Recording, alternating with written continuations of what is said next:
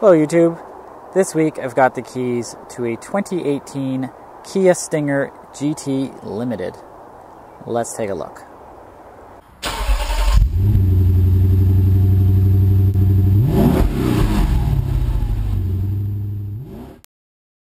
So this is the hotly anticipated Kia Stinger.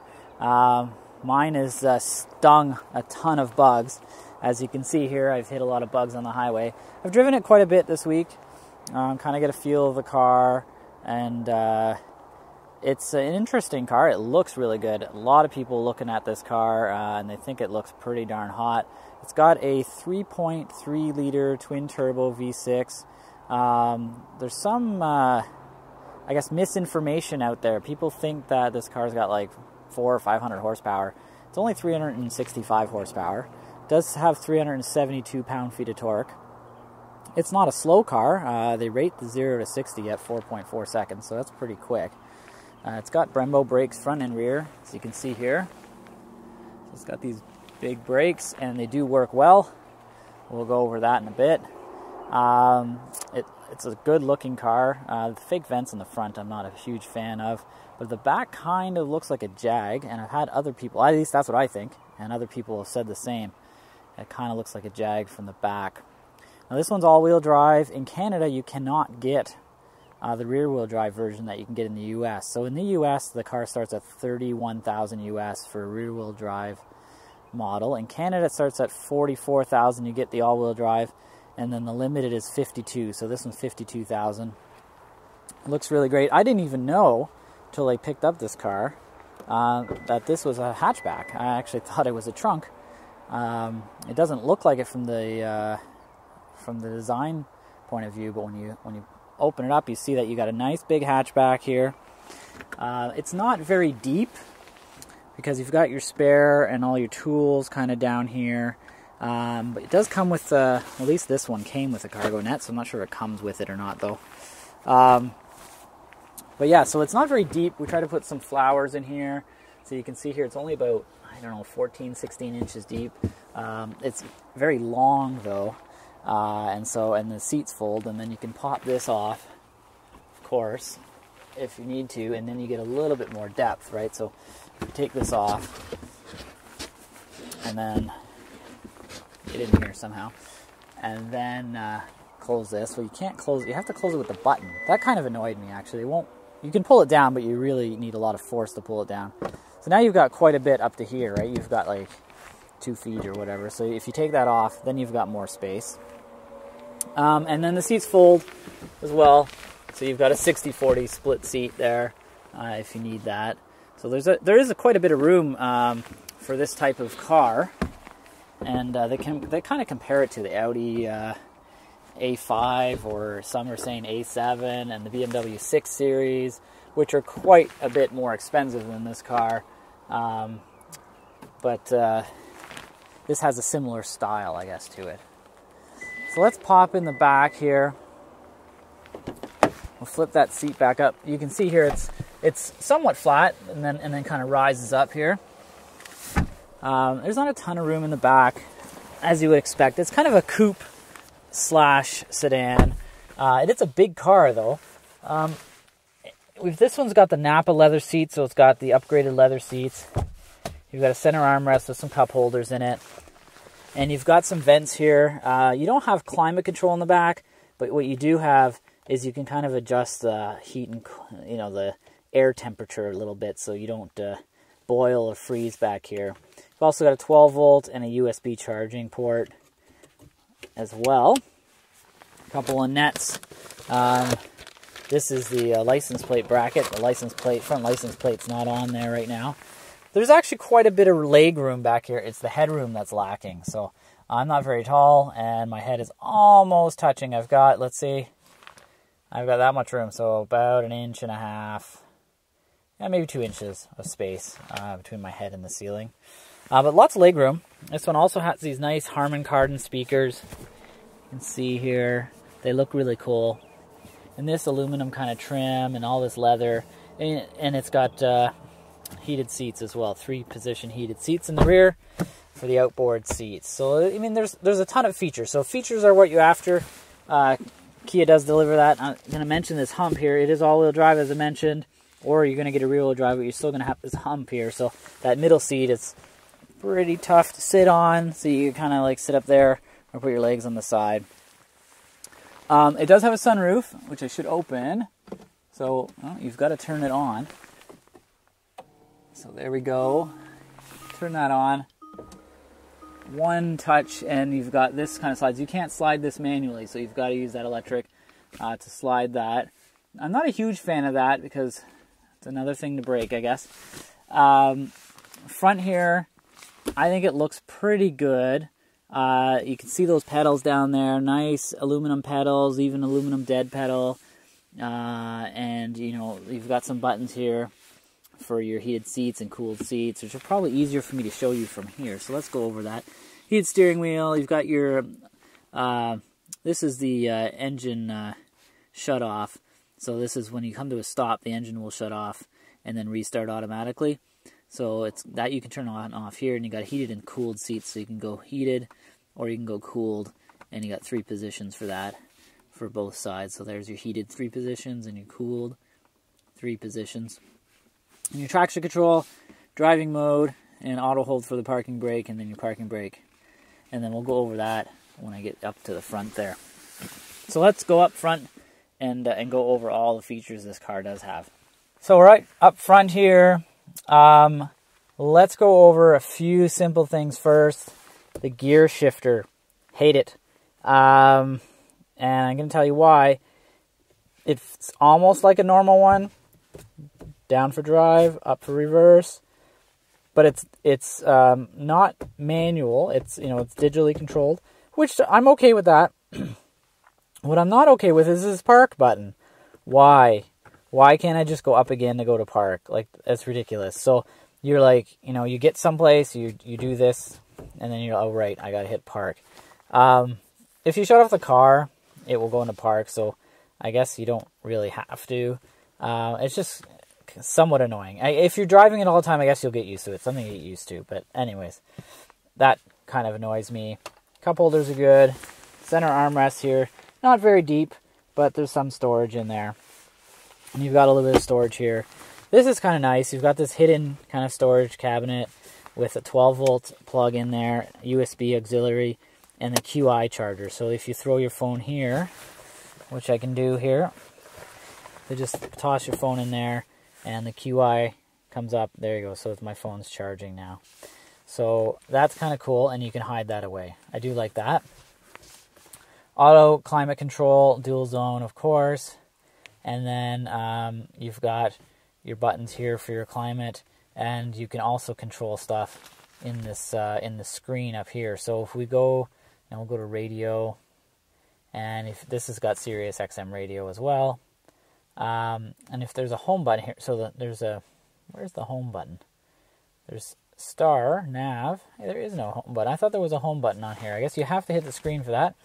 So there's the home. You can set that up. You can come into all menus, and you can kind of scroll through what's available.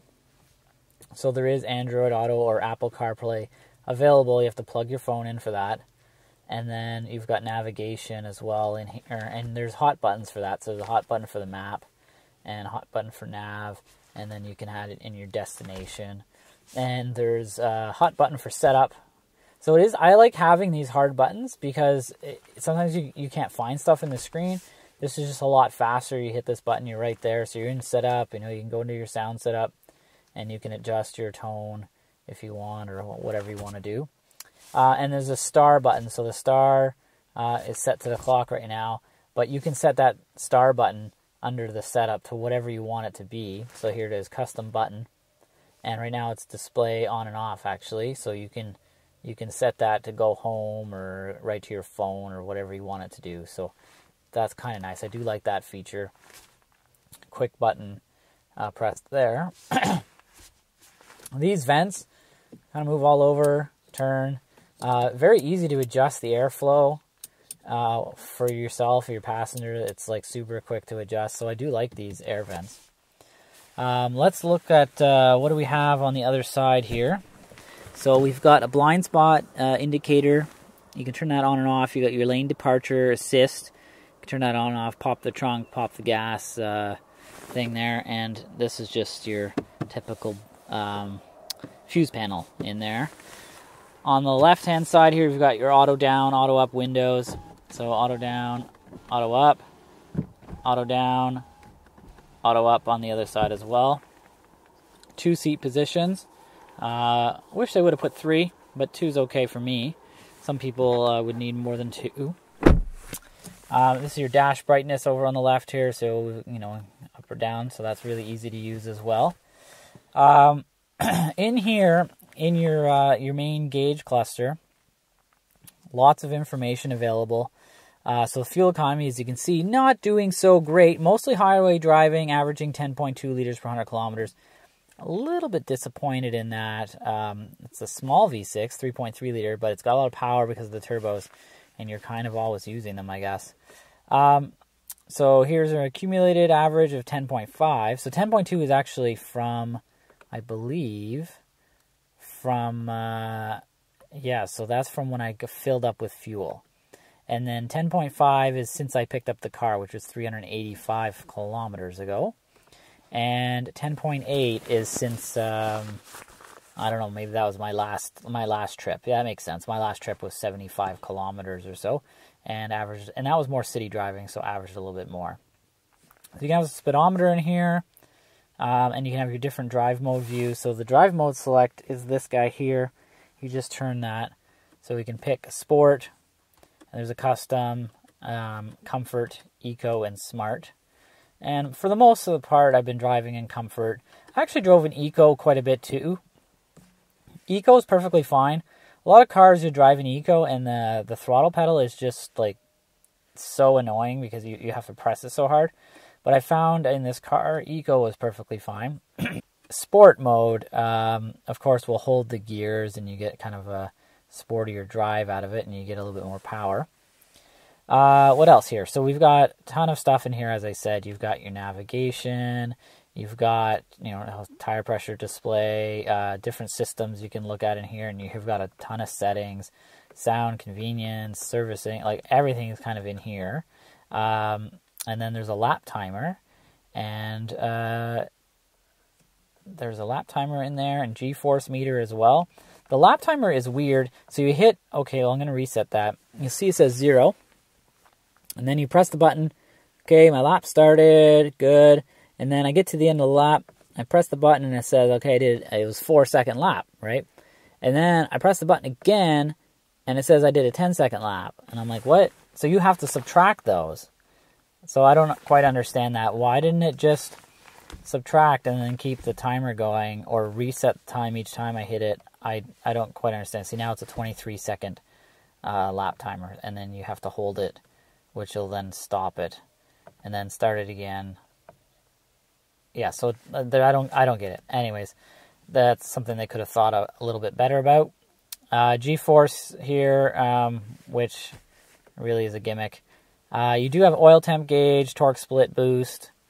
Oil temp gauge is useful. The rest of them a gimmick. So they give you a lot of stuff, but to me, a lot of it is not really that useful.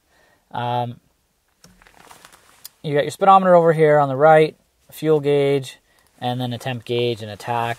So your pretty basic stuff. It's got auto headlights and cruise, radar cruise, and you can turn off the radar cruise. If you press cruise and then hold the distance button, it'll say cruise control. Then it's actually just regular cruise, which I prefer. Kind of don't like the radar cruise. I find it, and you've talked to a lot of people that use it, it's not that great because really you just end up slowing down a lot, and it intervenes way earlier than you would ever change lanes. So that's my take on that. Paddle shifters, they work okay. The car actually shifts pretty quickly when you do it, up and down. There's not a huge delay or anything like that. It's an 8-speed automatic transmission. It is pretty quick. And we'll take that on the track, and you'll see on the track how quick that works. That's pretty much it. I already showed you the sunroof. Oh, I do have a sunglasses holder here, which is nice. And an auto-dimming mirror with some HomeLink buttons. And then you can power that auto-dimming mirror on or off as well. So that's pretty much it for the interior. Some things I do want to talk about on the drive side of it. So let's take the car for a quick spin, and then we'll head to the racetrack and we'll do a super hot lap and see how those brakes are and how it accelerates and how it handles. And I'm just going to take you for a quick spin so we can talk about a few things that I did notice while driving this car. So the first thing is I'm going to start it up, and then I'm going to put it in reverse, and I have a surround view camera with a blue square. So this happens sometimes, but not all the time. So I guess you'll bring it to the dealer and they'll fix it. This car has 9,700 kilometers on it. It had 9,400 when I picked it up. So there is a problem with the camera on this one. Sometimes it does work, sometimes it doesn't. So that's cool. I do like the surround view, actually. It looks really nice, and you can see the car backing up there, and you can kind of change your view here. You can look straight back to one side. Well, not that side, unless you like blue and purple. And on this side, you see the side of the car here, and then you got the full view. So there's a problem, unfortunately. The other thing I find with this car, so I'm going to put my seatbelt on here, and I'm going to head out, and you'll see the next thing I want to talk about. So it is pretty quick. I will give it that. It will get you in trouble if you kind of slam that throttle down on it. And it sounds really good. The exhaust note is pretty pleasing.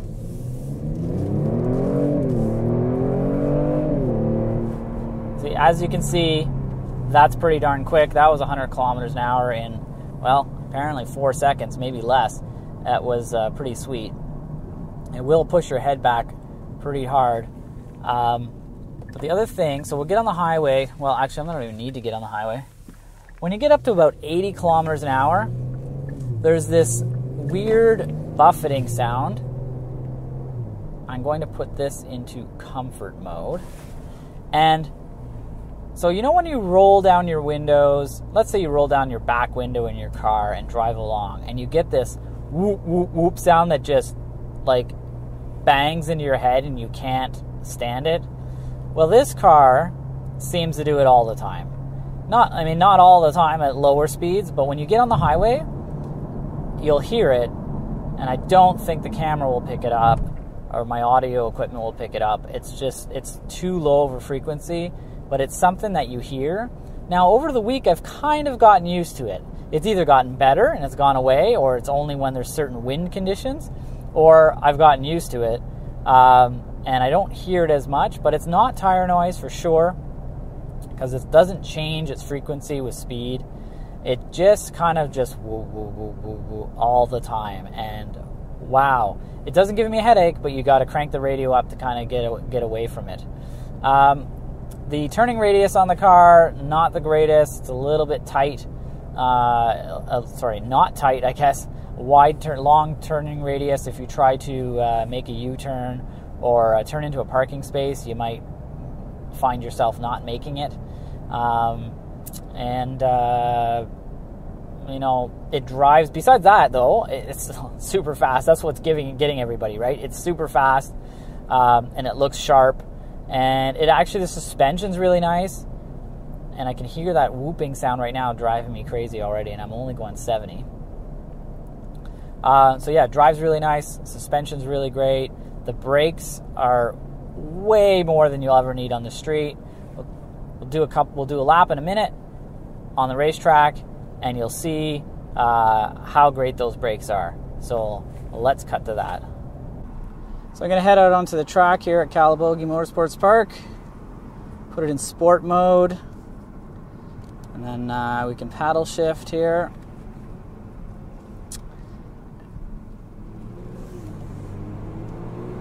Let's see what this car can do.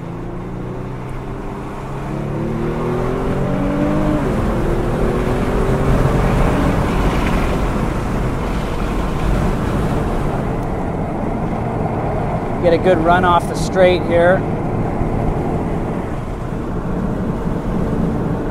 On the power hard.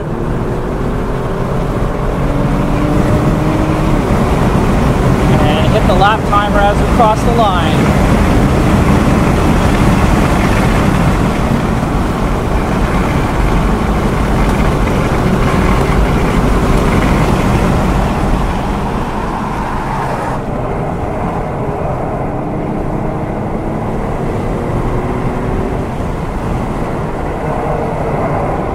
It's a little bit squirrely.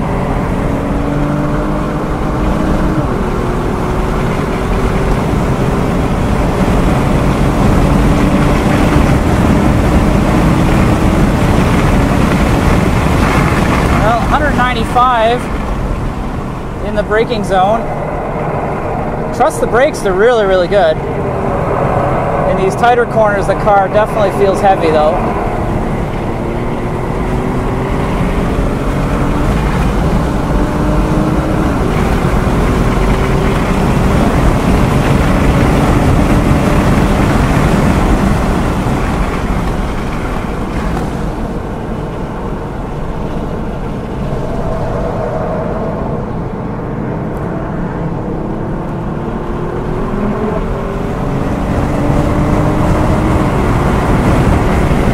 Actually shifting by itself now, and it works well. I don't need to bother with the paddle shifters actually. Yeah, you can feel the tires kind of rolling over. The tires aren't for this. I mean, it is a GT car, really.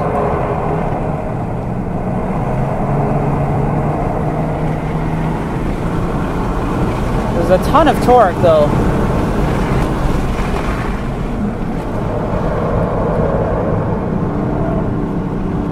Back end kind of slips around as you come out of the corner if you get on the gas a little bit too hard.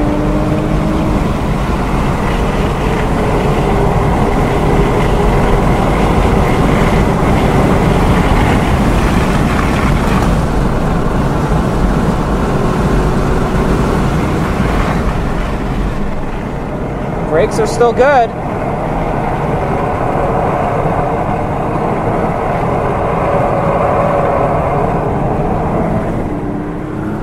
Good exit here.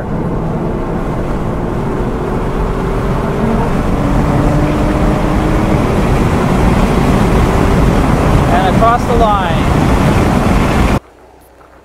Well, there you have it. The 2018 Kia Stinger GT Limited all-wheel drive. Surprisingly fun to drive on the racetrack, which you wouldn't expect from a heavy car like this. It was extremely quick. Not 100% there, unfortunately, for most people. You're going to drive it on the street. There's just a few flaws that for me are not excusable. That whooping sound, I don't know, I'd have to drive another one to see if it's just that one or this car itself, or all the cars do that. And of course a few things that you'd have to get your dealership to fix up. Also forgot to mention, it does have some squeaks and rattles. Didn't notice it really today. Maybe that's warmed up a little bit today, but I did notice it a few squeaks and rattles the other day. Thanks for watching, and please subscribe to my channel.